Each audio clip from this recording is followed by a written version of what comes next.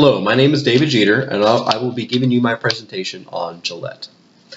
Now, Gillette has been conquering the shaving industry for over a century. Since its inception in 1901, Gillette is providing the world's best shave to men and women around the globe. Now, the success of Gillette is provided by manufacturing efficiency and exceptional marketing, although some marketing and business strategies don't really fit well with Gillette.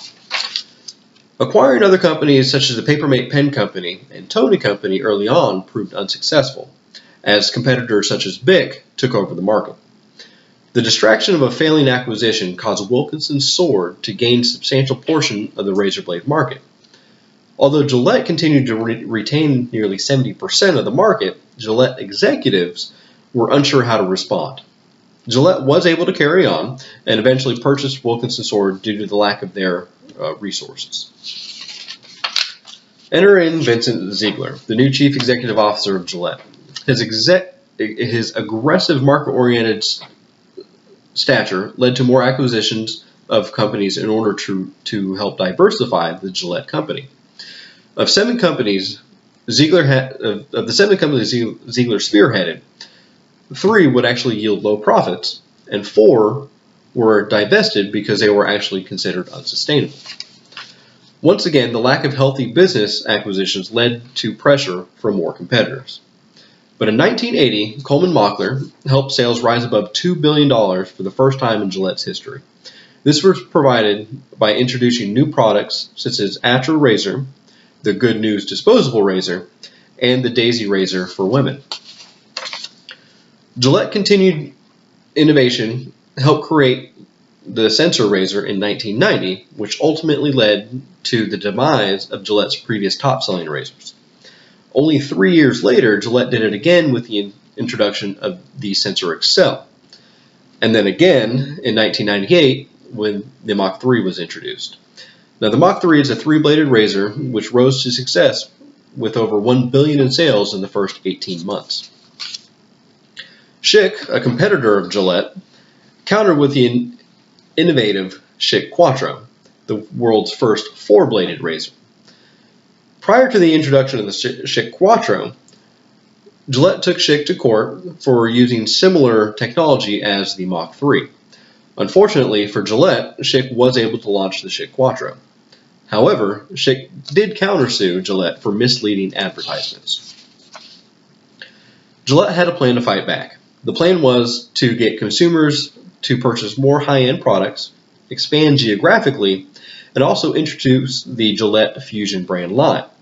The Fusion brand line was a 5-blade razor plus a single razor on the back for trimming. Although the success of the Fusion was substantial, critics did dispute Gillette's 5-blade razor was better than the Mach 3. And this is because Gillette's stance on the Mach 3 had been the best a man could get for nearly a decade, and the critics were unmoved by this introduction. Now, Gillette's mission statement states, Gillette has been part of men's grooming for over 100 years.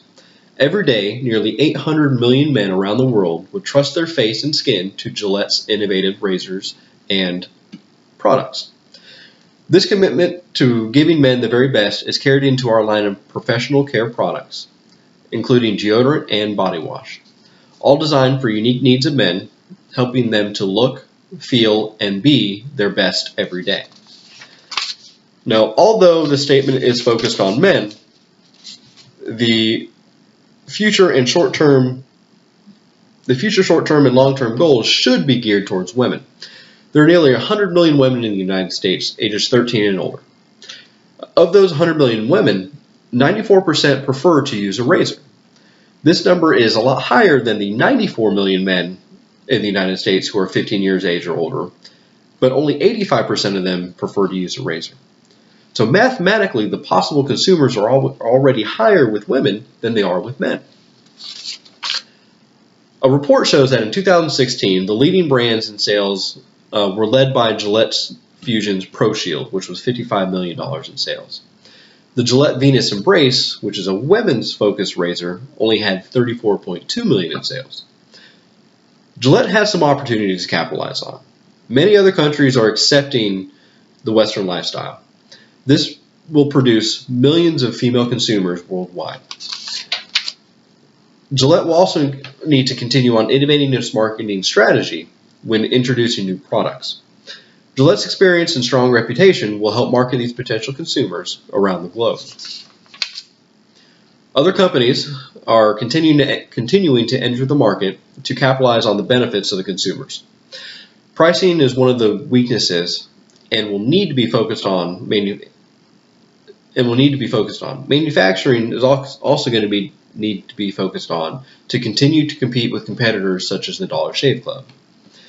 Gillette will need to continue to monitor trends and find ways to captivate the consumers to purchase their brand products again. The implementation of online sales is a good start, but emphasis on delivery and cost is what needs to be done. This will elongate the lifestyle of the highly reputable Gillette products. Focusing on quality manufacturing, cutting costs, keeping product costs down, and marketing to female customers will continue to help keep Gillette innovative and at the top of the market. Technology has changed, and the company is going to need to change as well. Many more consumers are going to have to utilize and simplify their daily needs. These current opportunities will need the most focus. Thank you.